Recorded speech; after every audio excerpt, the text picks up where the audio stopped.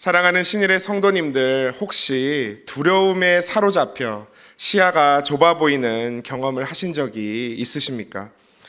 저는 해군으로 군대를 가서 왕건함이라고 하는 태조 왕건 아시죠? 왕건함이라고 하는 길이 150m의 큰 전투 구축함을 탔었습니다. 배에 배치받고 2달도 채 안 되었던 아직 새파란 이등병이었을 때 저는 아주 두렵고도 부끄러운 경험을 했었습니다. 당시 제가 막 한 달 늦게 들어온 막내 마투임을 받았을 때였습니다. 그 막내에게 저는 제가 그동안 배웠던 주의사항들, 화장실 청소법, 선임을 손대지 않고 목소리로만 깨우는 법, 또 선임의 이름을 며칠 안에 외워야 한다는 그러한 주의사항들을 막 알려주었습니다. 근데 당시 선임의 이름을 강제로 빨리 그렇게 며칠 안에 다 외우게 하는 것은 그런 병들끼리의 그런 가혹행위는 공식적으로 금지된 일이었으나 이제 병들 사이에 암암리에 행해지던 그러한 가혹행위였습니다. 근데 제 후임이 그 이름들을 수첩에다가 적어 외우다가 이제 간부에게 들킨 겁니다. 누가 이런 거 하라고 시켰어? 다 이렇게 취조하는 간부의 물음에 제 후임이 뭐라 대답했을까요? 임기관 수병님이 하라고 했습니다.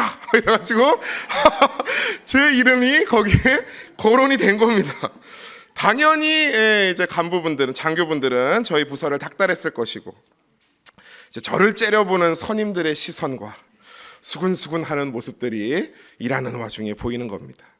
그리고 지금 만나면 정말 꿀밤 한 대 탁 때려주고 싶은 아주 얄미운 의무병 선임이 한 명 있었는데, 그 선임이 저한테 그러는 겁니다. 너 이 자식, 후임 관리도 제대로 못하고 넌 오늘 저 못해 선임들한테 죽었다. 난 모르겠다, 너 어쩔래? 막 그러는 겁니다. 아침부터 저녁까지 저를 만나는 때마다 그렇게 얘기를 하는 겁니다. 그러니까 처음에는 뭐 그렇게 큰일 나겠어라고 생각했던 저마저도 저녁 점호 시간이 다가오면 다가올수록 저의 머리는 점점 새하얘져만 가는 겁니다. 오늘 점호 시간에 난 죽었구나. 그리고 부끄러운 고백이지만 전 그 당시 제가 큰 잘못을 저질렀다는 생각과 그런 주변 선임들의 장난 섞인 말들에다 그때까지 보았던 그 살벌한 점호보다 더 살벌한 점호가 나를 타겟 삼아 다가온다는 사실에 정말 죽고 싶다라는 생각이 들었습니다. 저는 25살에 군대에 늦게 가서 선임들보다 사실 나이도 많은 형이었습니다. 게다가 당시 저희 아버지가 해군 원스타셨습니다. 배에서 왕과 같이 여겨지는 함장님보다도 높은 분이었습니다. 높은 사람이었습니다. 거기다가 제가 군생활 할 때 투스타로 진급까지 하셨습니다. 여기 이제 혹시나 모르실 분들이 계셔서 자매님들은 모르실 수도 있으니까 저희 아버지가 투스타로 진급하셨을 때 해군에서 아버지보다 높은 사람이 5명밖에 없었습니다. 그러나 당시 두려움의 시야가 좁아진 저는 공포에 덜덜덜 사로잡혀 있었습니다. 지금 생각해봐도, 아니 그 일이 지난 바로 다음 날 생각해봐도 그날의 저의 모습은 정말 너무나 어리석고 바보천치 같은 생각 속에 갇혀 있었음을 알 수 있었지만, 당시 저는 정말 극도로 시야가 사람이 좁아진다는 게 어떤 것인지 알 수 있었습니다. 아무리 잘못했어도 죽이기야 하겠어? 아니 우리 아빠가 해군 장성인데? 라는 배짱은 내밀 생각도 못했습니다. 네 아빠가 장성이든 대통령이든 뭐든 오늘 넌 죽었다라고 하는 선임들의 공갈 섞인 겁박에 전 그야말로 겁에 질린 어린아이 같았습니다. 오늘 본문에도 엄청난 생명의 위협 앞에 절망하고 절규하는 한 인물이 등장합니다. 바로 엘리사의 사환입니다. 엘리사의 제자 같은 사람이죠. 오늘 읽었던 말씀 15절을 한번 보십시오. 하나님의 사람의 사환이 일찍이 일어나서 나가보니 군사와 말과 병거가 성읍을 에워쌌는지라. 그의 사환이 엘리사에게 말하되 내 주여 우리가 어찌하리이까 하니. 대체 무슨 일이 벌어졌기에 엘리사의 사환이 절규할 정도로 군사가 성읍을 에워쌌을까요? 여러분 나아만 이야기 잘 아시죠? 요담강물에 몸을 7번 씻고 나병으로부터 피부가 깨끗해졌던 그 사람 말입니다. 그 사람이 바로 아람의 군대 장관이었는데 오늘 본문은 바로 그 당시의 이야기입니다. 당시 북이스라엘 북쪽에 있던 아람은 적대 관계였습니다. 그때도 아람 왕이 이스라엘과 싸우려고 신하들과 이렇게 의논해가지고 여기 진을 치자 저기 진을 치자 함정을 막 파놓았었습니다. 그런데 이 사실을 엘리사는 알고 있었습니다. 정확히는 엘리사의 하나님께서 알고 계셨죠. 그래서 이스라엘 왕에게 그쪽으로는 지나가지 말라고 딱 알려줍니다. 아람 왕이니까 속이 터지는 겁니다. 함정을 파놔도 이놈의 군대들이 걸려들지를 않으니 야, 우리 중에 내 통자가 있는 거 아니냐? 그러는데 신하 중 하나가 그러는 겁니다. 그런 일을 하는 사람은 이스라엘의 예언자 엘리사인 줄 아래요. 이러면서 그가 왕께서 침대에서 하는 말까지도 이스라엘 왕에게 알려줍니다요 전하. 이러면서 고하는 겁니다. 그래? 그럼 그놈을 잡아와야겠구만. 그놈 지금 어디 있어? 하면서 아람 왕이 이제 그놈을 잡으러 간 거죠. 그놈은 엘리사였습니다. 당시 엘리사는 사마리아에서 북동쪽으로 한 19km 정도 떨어진 도단이라는 성읍에 있었습니다. 근데 이제 그 사실을 알고 아람 왕이 치사하게 밤중에 군대를 급파합니다. 그리고 보낸 군대가 밤중에 성읍을 완전히 포위해 버렸습니다. 엘리사의 사환이 아침 일찍 일어나 나가보니 이제 물을 뜨러 나갔겠죠. 그러니까 세상에 큰 군대가 말과 전차를 이끌고 성읍을 에워싸고 있는 겁니다. 엘리사님, 내 주여 어찌하리까? 우리가 어찌하리까? 사환이 시종이 절규하며 엘리사 앞에 엎드립니다. 그때 엘리사가 뭐라고 답했을까요? 야, 큰일 났다, 웃자냐, 망했다 이랬을까요? 아닙니다. 오늘 읽었던 16절 말씀 그대로였습니다. 대답하되 두려워하지 말라. 우리와 함께한 자가 그들과 함께한 자보다 많으니라.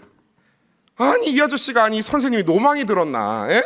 여기 엘리사님이랑 저랑 기껏해야 제자들 조금밖에 없는데 뭐가 저 군대보다 많다는 것입니까? 라고 사환이 생각했을지도 모릅니다. 그런데 그때 17절 말씀을 보십시오. 기도하여 이르되, 엘리사가 기도합니다. 여호와여 원하건대 그의 눈을 열어서 보게 하옵소서 하니 여호와께서 그 청년의 눈을 여심해 그가 보니 불말과 불병거가 산에 가득하여 엘리사를 둘렀더라. 얼마나 감동의 순간이었을까요? 하나님의 도우심을 목도하는 순간이었습니다. 사랑하는 우리 성도님들은 어떠십니까? 기도하시며 믿음의 눈으로 보고 계십니까? 절망은 단지 현실 때문만에 찾아오는 것 같지는 않습니다. 현실은 어땠습니까? 하나님의 군대가 그 도단 성읍에 가득하여 지켜주고 있었습니다. 이등병이었던 저의 절망도 사실 그렇게 죽고 싶다라고 말할 절망할 일이 아니었습니다. 현실은 제가 그 일로 죽을 일도 아니었고, 만약 제가 전화 한 통 때리면 나를 구원할, 그 배를 통째로 뒤흔들, 아니 뒤집어 엎을 수도 있는 아버지가, 육신의 아버지가 계셨습니다. 그런데 저는 절망했습니다. 엘리사의 사환에게도 불말과 불병거를 보내셔서 울타리쳐 지켜주시는 하늘 아버지가 계셨습니다. 그러나 그도 절망했습니다. 왜 그랬습니까? 스스로 포기하면서 부정적 결과만을 예측하며 판단했기 때문입니다. 그야말로 눈이 감겨있는, 믿음의 눈이 닫혀있는 상황입니다. 우리는 흔히들 이야기합니다. 우리에게 계신 하늘 아버지는 무소불위, 전지전능하신 하나님이시다. 그런데 그렇게 머리로 믿으면서도 내 앞에 닥친 깜깜한 암흑과 같은 환난 앞에 우리가 절망할 때가 얼마나 많습니까? 저도 마찬가지입니다. 그런데 그것은 불신앙입니다. 어떤 성직자는 이렇게 말했답니다. 절망이란 것보다 더한 하나님에 대한 불신앙은 없다. 그것은 하나님의 섭리를 믿지 못하는 일이기 때문이다. 그럼 우리가 이것을 어떻게 극복할 수 있을까요? 그 답도 오늘 말씀 안에서 찾을 수 있습니다. 다시 한번 17절 앞부분을 보겠습니다. 기도하여 이르되, 엘리사는 기도로 사환의 눈을 열어주었습니다. 사환이 아침 일찍 엘리사님, 엘리사님 이것 좀 보십시오. 우리가 어찌합니까? 라고 부르기 전에도 아마 엘리사는 그 새벽 하나님을 붙들고 기도하고 있었을 것입니다. 이것이 오늘 우리도 기도해야 하는 이유입니다. 2004년 정도에 출간되었던 너무 바빠서 기도합니다라는 미국의 빌 하이벨스 목사님이 쓴 유명한 책 첫 장에서 하이벨스 목사님은 이렇게 말합니다. 기도란 부자연스러운 것이다. 자유로운 인간, 인간의 자율성에 대한 도전이다. 우리 인간의 교만한 본성과 대립하는 아주 이질적인 것이다. 그러나 그 기도는 하나님이 능력을 드러내실 수 있는 가장 유용한 통로입니다. 하나님의 능력을 체험할 수 있는 놀라운 능력의 도구입니다. 제가 예전에 초등부 전도사였던 시절에 부서 아이를 잃어버릴 뻔한 경험을 한 적이 있습니다. 4학년 여자아이 반이 토요일에 이제 반 모임을 하고, 당시 담임선생님들이 이제 아이들을 쫙 배웅하고 마지막으로 이 경림이라는 아이를 버스에 태워서 집에 보냈습니다. 근데 문제는 그 아이가 반대편에 있는 버스를 탄 겁니다. 같은 번호의 버스를 타는데 반대편에서 탄 거죠. 선생님이 아이를 태울 정류장을 이제 길 건너편으로 착각했고, 아이는 내가 선생님이랑 함께 있으니 당연히 이 버스가 맞다는 생각으로 탄 겁니다. 부천이 집인데 경림이는 반대편 종점까지 가버렸습니다. 그리고 낯선 곳에서 아저씨가 야 종점이다 내려라 이러시니까 내리라고 해서 내린 경림이는 모르는 그 장소에서 당황하여 서서 그냥 그 자리에서 울음을 터뜨리고 엉엉 울기만 했다고 합니다. 지금 생각해봐도 참 아찔한 상황인데 다행히 주변 어른들의 도움으로 버스를 다시 타고 돌아올 수 있었다고 하더라고요. 겁에 질려 얼어있던 경림이는 돌아오는 버스에서 교회를 발견하고는 다시 버튼을 누르고 교회로 돌아왔습니다. 울면서 교회로 들어온 경림이를 권사님들이 발견하셔가지고 막 왜 우냐 이러면서 달래주고 계셨고, 제가 교육자실에 앉아있다가 그걸 보고 급히 나가서 왜 그러냐 물어보고 교회 스타렉스로 제가 직접 이제 집에 데려다 주었습니다. 그래서 집에 가는 이 스타렉스 안에서 경림이가 그러는 겁니다. 전도사님, 제가요 버스에서 내려서 어디로 갈지 몰라서 하나님한테 막 울면서 도와달라고 막 기도했는데 하나님이 아무 대답도 안 하셨어요. 내가 막 울었는데 하나님 미워요! 막 이러는 겁니다. 그래서 저는 왜 얘가 걱정도 되는데 이 상황에서 내가 대답을 어떻게 해야 되지? 저는 이제 그런 생각이 드는 거죠. 그랬어? 막 이러면서 야 이거 어떻게 대답해야 되나? 하나님 완전 나빴네. 막 이럴 수도 없고 이걸 내가 어찌 대답해야 하나 하다가 제가 그래도 어떻게 그래도 이렇게 교회로 다시 잘 돌아왔냐 그렇게 물어봤습니다. 그랬더니 자기가 펑펑 거기서 울고 있으니까 어떤 낯선 아저씨가 오더니 왜 그러냐 이러더니 버스를 잘못 탔냐 이러더니 손에 10,000원을 쥐어주면서 버스 타고 다시 집으로 돌아가라. 그러면 저한테 그 10,000원을 막 보여주는 겁니다.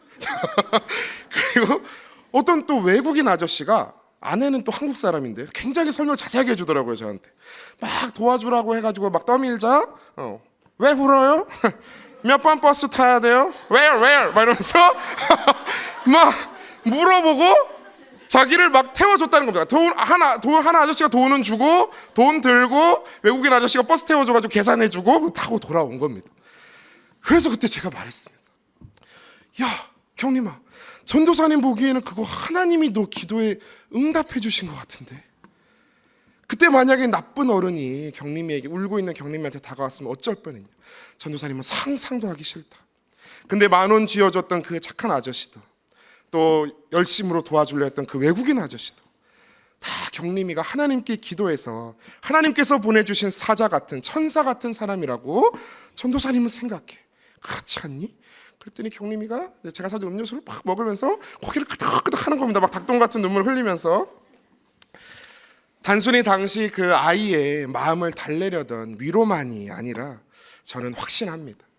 그것은 단순한 우연이 아니라 하나님께서 분명 어린 경림이의 기도를 들으셨고 감찰하셨고 지키셨을 것이라는 사실을 말입니다. 회의론자들은 이렇게 반박할지도 모릅니다. 기도가 응답된 것은 다만 그렇게 보이는 우연의 일치일 뿐이라고.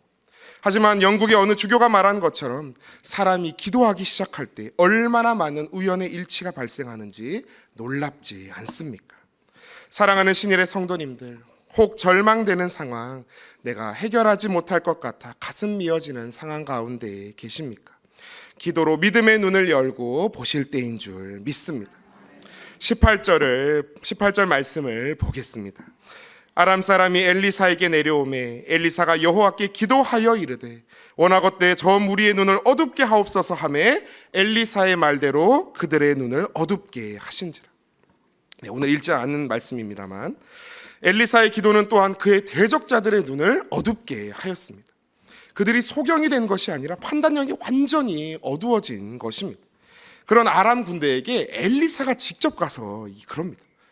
여보시오들 잘못 찾아왔어 이러면서 여기는 엘리사 만나러 가는 길도 아니고 엘리사가 있는 성읍도 아니요 이러면서 나를 따라오시오 내가 데려다 줄 테니 이러면서 되게 웃기지 않습니까? 엘리사를 잡으러 왔는데 엘리사가 내려와가지고 날 따라오시오 이러면서 데려가는 겁니다. 그러니까 이 눈이 어두워진 군인 친구들이 엘리사를 졸졸 따라가지고 사마리아까지 갔습니다.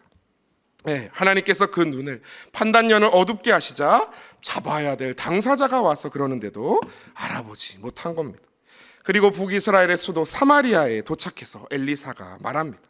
여호와여 이 무리의 눈을 열어서 보게 하옵소서. 와우, 자신들이 적진 한복판에 놓여 있음을 그 아람 군대가 압니다. 적들을 피 한 방울 안 흘리고 다 사로잡은 것입니다. 당시 이스라엘 왕이, 여호람으로 추정되는 이스라엘 왕이 흥분해서 부르짖습니다. 이스라엘 왕이 그들을 보고 엘리사에게 이르되 21절 말씀입니다. 내 아버지여 내가 치리이까 내가 치리이까 하니. 왕이 이렇게 두 번이나 말한 것은 그 원수들을 죽여 없애버리고 싶은 심정을 잘 드러내는 구절입니다. 그런데 여기서 그냥 그 원수들을 한 명 한 명 죽이고 끝이 아니었습니다. 엘리사의 믿음의 발걸음은 거기서 한 발 더 나아갑니다. 하나님의 사람 엘리사의 말을 주목하십시오. 22절 말씀입니다. 대답하되 치지 마소서. 칼과 활로 사로잡은 자인들 어찌 치리이까.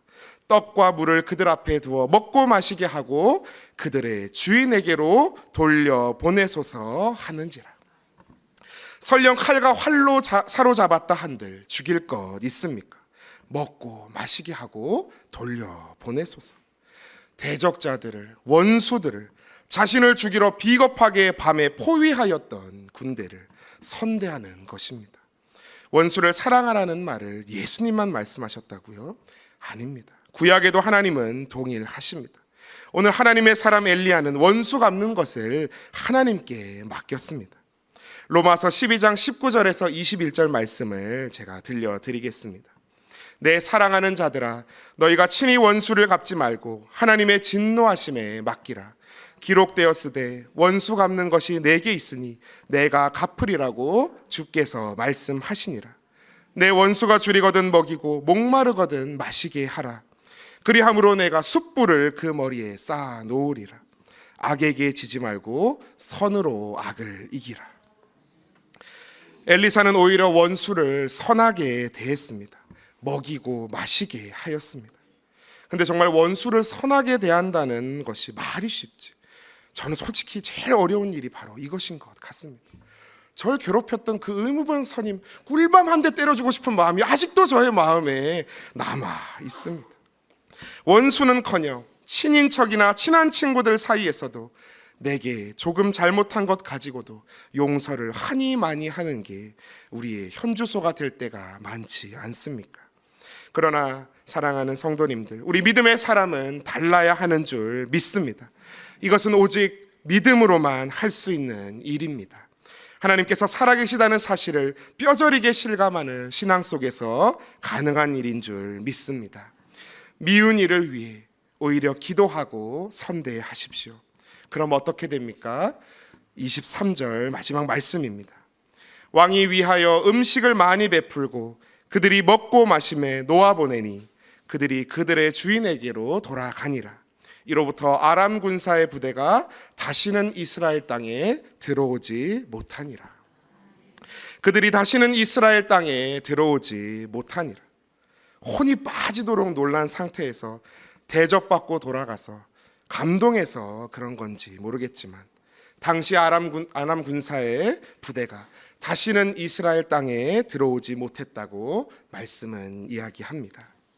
하나님이 함께 하실 때 세상이 결코 믿음의 사람을 이기지 못하는 줄 믿습니다. 오늘도 항상 기도하시며 믿음의 눈을 열어보시며 그래서 단순한 만용이 아니라 하나님을 신뢰함으로 담대한 용기의 삶을 살아내셔서 대적자를 오히려 사랑으로 품으며 이기시는 사랑하는 신일의 성도님들 다 되시길 바랍니다. 그래서 이 세대 하나님의 사람으로 불리시는 모든 성도님들 되시기를 축복합니다.